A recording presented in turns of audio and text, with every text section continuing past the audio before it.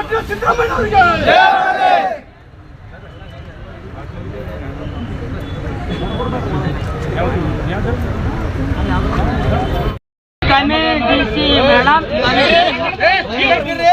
ಅವರಿಗೆ ಮಾತಾಡ್ತಾ ಲಡಾಯಿ ಮಾಡಪ್ಪರಿ ಹೇಳರಿ ಈ DC ಇಲ್ಲೇ ಮಾಡಿದನು ಹೊರಗೆ ಬರ್ಲೋದು ಕಲ್ಲಿ ಹೊಡೆದ ಒಳಗೆ ಮಾಡಿದಿತ್ತು ಬೇಡ.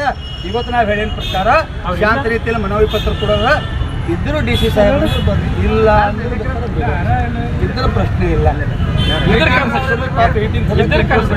ಅವರು ಇಂಟ್ರೋಲ್ ಬಿಟ್ಟರು, ಇವ್ರಿಗೂ ನಾವು ಇಂಟ್ರೋಲ್ ಬಿಡ್ಬೇಕು. ಅವರು ತಪ್ಪೇನಿಲ್ಲ. ರೆಸ್ಪೆಕ್ಟ್ ಸಂವಿಧಾನಕ್ಕೆ ಬೆಲೆ ಕೊಡ್ಲಕ್ಕೆ ಬರಲಿಕ್ಕೆ ಅತಿ ಕಳಕಳಿಯಿಂದ ಮನವಿ ಮಾಡಬೇಕು. ಅವು ಇರ್ರಿ ಅವ್ರು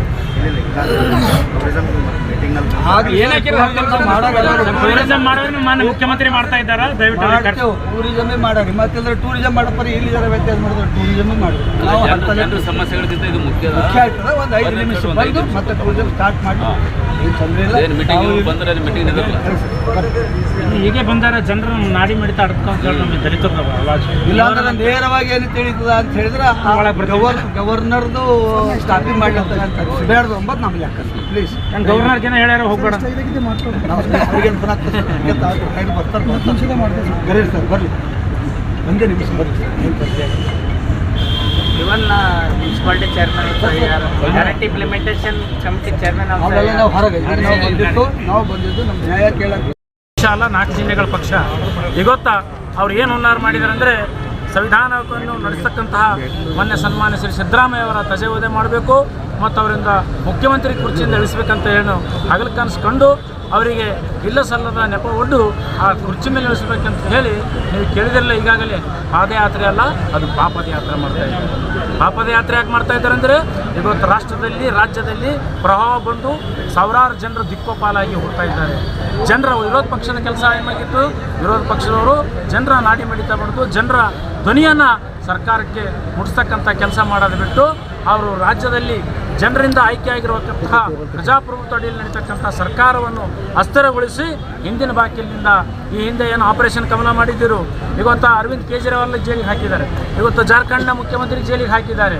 ಹೀಗೆ ಅನೇಕ ಮುಖಂಡರುಗಳನ್ನು ಹಿಂದಿನ ಭಾಗದಿಂದ ಇಡಿ ಮತ್ತು ಅವರ ಎಲ್ಲ ಕಾನೂನುಗಳನ್ನು ದುರುಪಯೋಗ ಪಡಿಸ್ಕೊಂಡು ಈಗಾಗಲೇ ಹಾಕಿದ್ದು ನಮ್ಗೆ ಗೊತ್ತಿದೆ.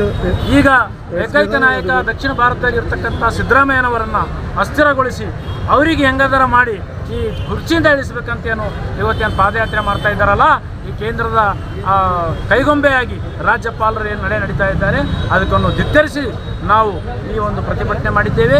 7ನೇ ತಾರೀಕು ಬೆಂಗಳೂರಿನ ಫ್ರೀಡಂ ಪಾರ್ಕಲ್ಲಿ ಭಾಳ ದೊಡ್ಡ ಪ್ರತಿಭಟನೆ ಆಗ್ತಾ ಇದೆ. ಅದೇ ರೀತಿ ಮುಂದೆ 9ನೇ ತಾರೀಕು ಅವ್ರು 10ನೇ ತಾರೀಕು ತಾನೇ ಎತ್ಕೊಂಡು ಕುಂತಾರಲ್ಲ, ನಾವು ರಾಜ್ಯದ ಜನರು ಹೀಗೆ ಎಚ್ಚೆತ್ತುಕೊಂಡಿದ್ದೇವೆ. 9ನೇ ತಾರೀಕು ಮೈಸೂರಿನಲ್ಲಿ ಸಹ ಭಾಳ ದೊಡ್ಡ ಮಟ್ಟದಲ್ಲಿ ಐತಿಹಾಸಿಕ ಪ್ರತಿಭಟನೆಯನ್ನು ಸಿದ್ದರಾಮಯ್ಯನವರನ್ನು ರಕ್ಷಿಸಬೇಕು. ಈ ರಾಜ್ಯದ ಜನರನ್ನು ಎಲ್ಲ ಗ್ಯಾರಂಟಿಗಳನ್ನು ಸಮಗ್ರವಾಗಿ ಜಾರಿಯಾಗಬೇಕು.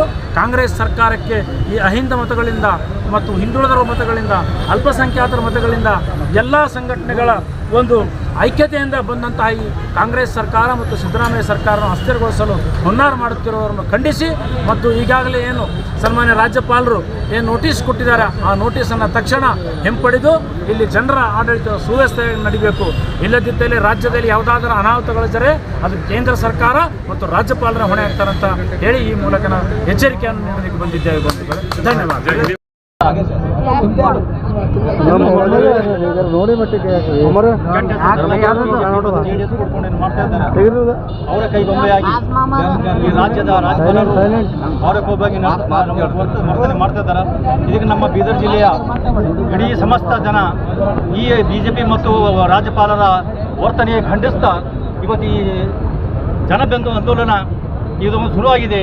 ಒಂದು ವೇಳೆ ಮುಂದೆ ಇನ್ನೂ ಹೆಚ್ಚಿಗೆ ಅವರು ಏನಾದರೂ ಅವರ ವರ್ಚಸ್ಸಿಗೆ ಧಕ್ಕೆ ತರಂಥ ಕೆಲಸ ಮಾಡ್ತಾರೆ. ಇದಕ್ಕಿಂತಲೂ ಹೆಚ್ಚಿಗೆ ಪ್ರತಿಭಟನೆ ಮುಖಾಂತರ ನಾವು ಅವರಿಗೆ ಪಾಠ ಕಲಿಸ್ತಾ ಬಿಜೆಪಿ ಮತ್ತು ದಳಕ್ಕೆ ಪಾಠ ಕಲಿಸುವಂಥ ವ್ಯವಸ್ಥೆ ನಾವು ಮಾಡುತ್ತಾ ಅಂತ ಹೇಳ್ತಾ ಇವತ್ತು ಎಲ್ಲ ನಡೆದಂಥ ಇಲ್ಲಿನ ಬಾಂಧವರಿಗೆ ಮತ್ತು ಕಾಂಗ್ರೆಸ್ ಪಕ್ಷದ ಮುಖಂಡರಿಗೆ, ಕಾರ್ಯಕರ್ತರಿಗೆ ಮತ್ತು ಸಿದ್ದರಾಮಯ್ಯನವರ ಹಿತೈಷಿಗಳಿಗೆ ಎಲ್ಲರಿಗೆ ನಾನು ಮತ್ತೊಮ್ಮೆ ಸಲ ಧನ್ಯವಾದಗಳು. ನಾನು 2 ಮಾತು ಮುಗಿಸ್ತೀನಿ. ಧನ್ಯವಾದಗಳು.